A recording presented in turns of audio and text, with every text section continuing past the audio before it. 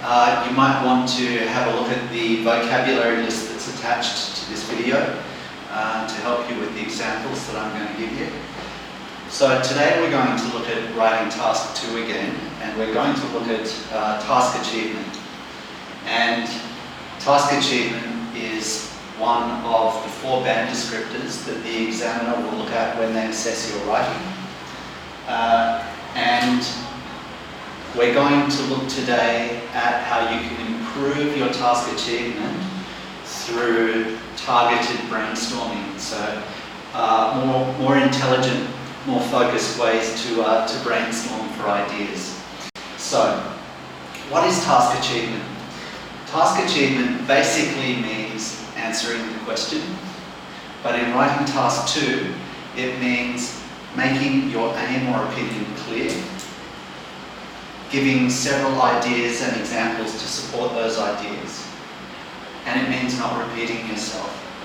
This is where a lot of people get into problems because you're under time pressure, and if you can't come up with enough ideas to put in your essay, then you're going to end up repeating the same idea again and again, and it'll go in a circle, and your task achievement will not be very good. So how can you very quickly come up with some good ideas to write about in your essay? This is where the idea of stakeholders comes in. Okay, so the best way for you to brainstorm is to think in terms of stakeholders. Now, we all know that the companies have shareholders. So a shareholder is somebody who puts money into that company, invests in that company. Stakeholders are a bit the same, but they don't invest in a company, and their investment is not money, okay? They invest in an issue, and sometimes their investment is that they work in that area, sometimes they study in that area, sometimes they just care about that area. So a stakeholder is somebody who is invested in an issue. Okay, so we can think about stakeholders. So let's look at an example. Okay, that's the best way to do this. So let's think about education. All right, who are the people in the area of education that would care about education, that would be stakeholders? Obviously, we have students, we have teachers, we have parents, and we have governments. So these are our stakeholders. We can also think about other topics. We could think about the environment. So who would the stakeholders be in the environment? And don't just think about people either. It doesn't just have to be people. Okay. So with the environment, we have individuals. We have businesses and industry. We have governments. We have conservationists and environmentalists, people who work in that area. And then we have animals and plants and nature. They can actually be a stakeholder too. All right. Third example, employment. Who would our stakeholders be in the area of employment? Well, let's think. Workers, employers, investors, and government. But we can go further than that, and we can think in terms of different kinds of businesses. So we could think about small businesses, big businesses, multinational corporations, and we can think in terms of dividing business into government businesses and private businesses. So public sector and private sector. These are our stakeholders in the area of employment. So what? How does that help you? Hasn't given you any ideas yet. You need to dig a little deeper than that. Okay? So, once you've got your stakeholders, you need to analyse those stakeholders and subdivide them, divide them up in different ways. So let's think about people in terms of their number or level in society. So one person is the individual. Then a group in a household is a family. Then you've got community, city, state, country, whole world. Okay, so that's in terms of level. But people have other things about them too, so we can think in terms of someone's role. So if we think in the family, we've got children, parents, brothers, brothers, sisters, grandparents. Okay. If we think about the workplace, we've got workers, employers, investors, and so on. Okay. So we can think about the people in terms of what they do, the function that they perform. The third way we can think about your stakeholders is in terms of their attributes or characteristics. So you could think about young people, old people, rich people, poor people, men, women, and so on. And the final way is in terms of beliefs. So some people might be quite traditional or conservative, and some people might be quite liberal.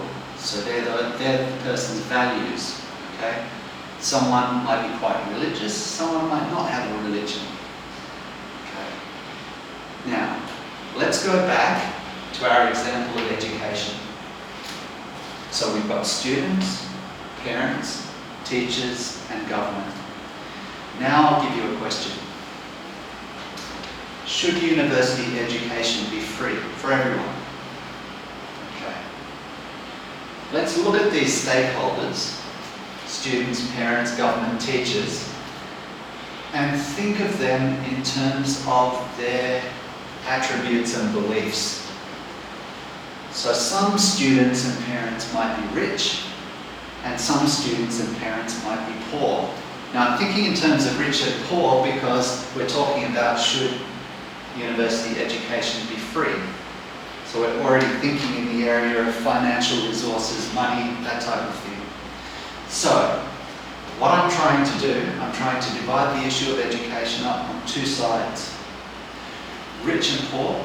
So rich on one side, poor on the other side. Now, if we think about government, what type of politicians would support the rich in society? Usually it's the conservatives, okay? And what side would support the poor in society? Usually that's the liberal side, okay? With more of a socialist focus. So now we've got two sides to the argument, okay? So after we've done that, after we've classified, we need to think about what the priorities of these people would be, okay?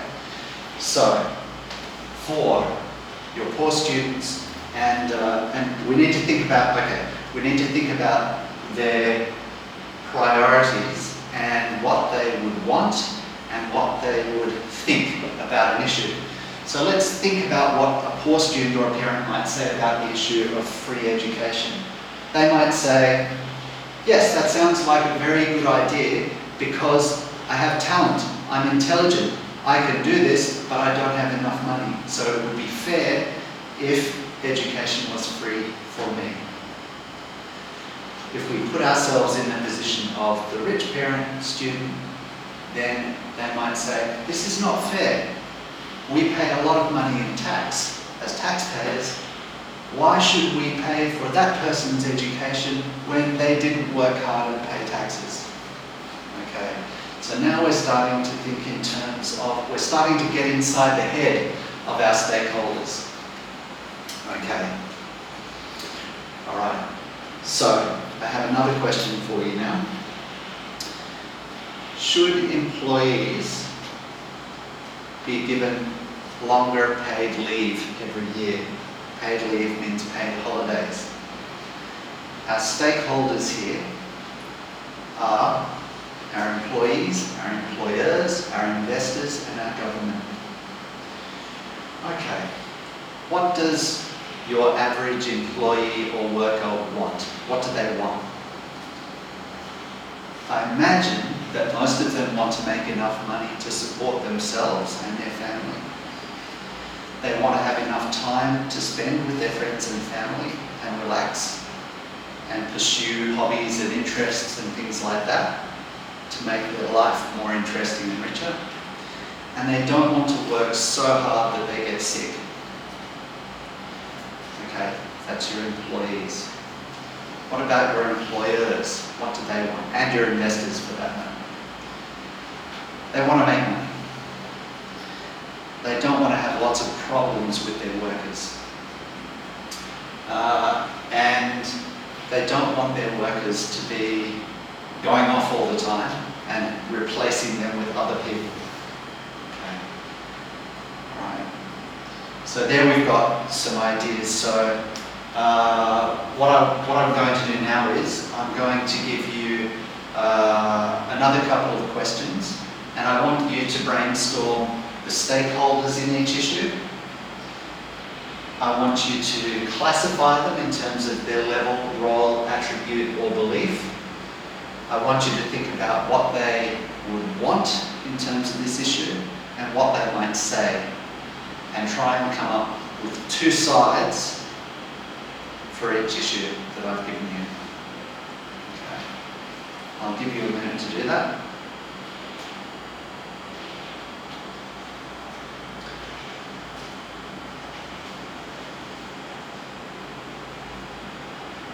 Alright.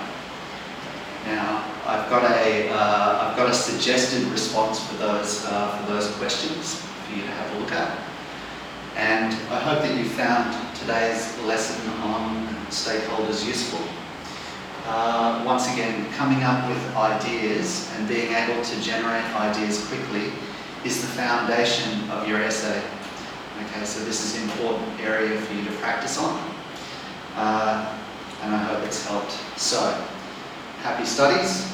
See you next time.